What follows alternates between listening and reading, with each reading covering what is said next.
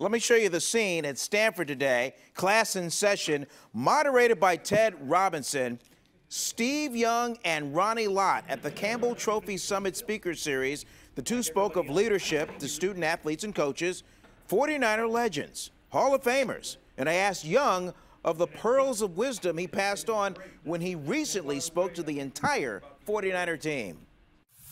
Look, when John and Kyle got the jobs, I was a big proponent of the connection. I'd call it a cousin to the 49er tree. I mean, it's not a direct family member, but they truly understand the culture, what was built, what happened, why it was successful, and how it relates to today's game, which it still directly relates. To embrace all of that toolkit that has been spread around the league and have it back here where it was actually formed, when it was actually born and raised, I was a big fan of. What kind of gut feel do you have about this particular brand of 49er football? Look, Kyle has a plan, a clear, he's a quarterback-centric guy. He's got our DNA in him, and I think that I can see that in the team. There's an energy about it. They've got a long way to go. I told him, you know, the culture of our teams back then were really, I remember Ronnie Lott, I told him the story about Ronnie Lott grabbing me the first day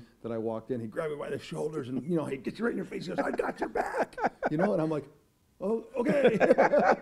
but he meant it. He meant it every day, all day, no matter what. And so I'm hopeful that they can, if they lose some games, they're tough outs, and then they can turn that to being not just a tough out, but literally start winning some football games and get some confidence. Yeah, going out, I mean, you're kind of a wily veteran now, holding the mic and doing this thing for ESPN. I mean, you've been how many years now? Well, parts of almost 17 years since I retired. God. I mean, I'm not full time, of course. I just do the games on Monday night, but it's enough of a connection.